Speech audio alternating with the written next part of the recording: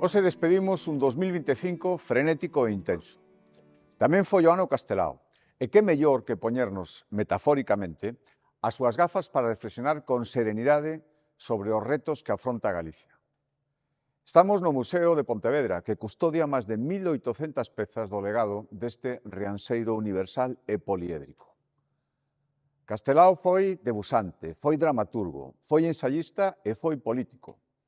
Facetas que nacen e se resumen na súa condición de galeguista.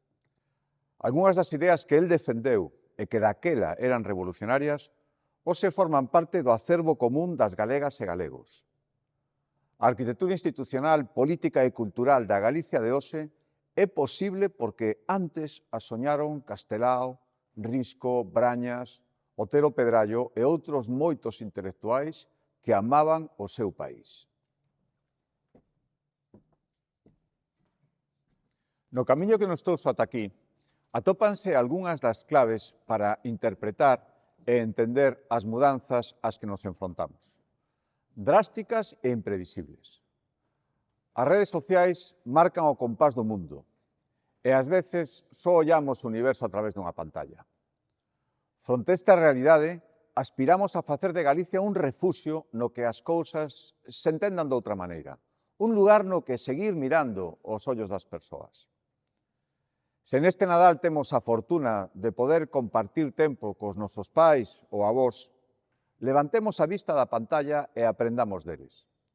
Esas conversas, esas testemunhas de cando o tempo pasaba a outra velocidade, poden axudarnos moito a entender e adaptarnos mellor ao noso mundo. O pasado verán, incendios de enorme virulencia provocaron momentos de impotencia. En Galicia, en España e tamén noutros países. Inmediatamente pusémonos mans á obra de xeito que ningún dos afectados quedara sen axuda. Compre traballar todos a unha para ter un monte máis productivo e máis protegido.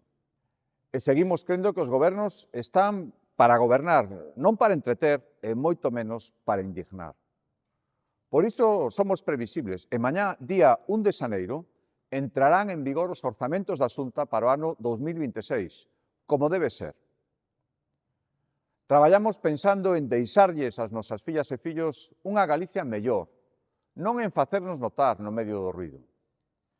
As mellores decisións non adoitan ser as máis impactantes e ás veces nin siquiera son as máis populares. E todos, cada un dende a súa responsabilidade, contribuímos a facer unha Galicia mellor, que non se pon límites nin teito, porque a experiencia nos ensina que sempre somos capaces de superalos. Unha Galicia na que a vivenda non sexa un ben de luxo, senón unha condición indispensable para que cada quen poida construir a súa propia vida. Nesta legislatura duplicaremos o parque público de vivenda e xa en 2026 teremos en marcha as 4.000 novas vivendas que pouco a pouco irán abrindo as súas portas e converténdose en fogares. Trátase especialmente de crear novas vivendas que poidan acoller as mozas e mozos que se emancipan ou as máis de 44.000 persoas que chegaron neste ano a Galicia para facela o seu fogar. Unha Galicia que aposta pola investigación e innovación, que son os piares dun crecemento robusto. Cada ano investimos máis de 1.000 millóns de euros en I+G+I, a I+D+I galega, a que facemos aquí, porque contamos con científicos brillantes e queremos fichar moitos máis.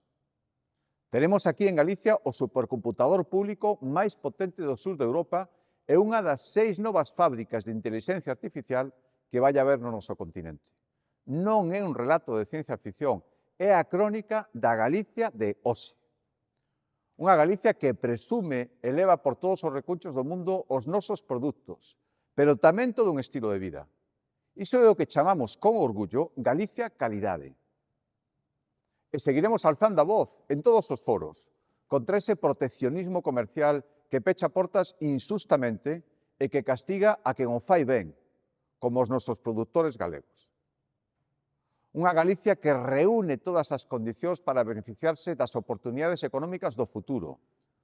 Os recursos, o talento e a estabilidade institucional alíanse para que poidamos converternos nunha das capitais da economía circular e das enerxías limpas.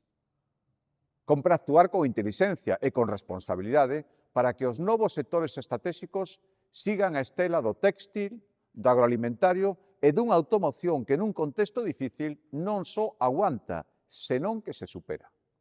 Encher a cesta da compra supón un esforzo cada vez maior para moitas familias, e non só no Nadal.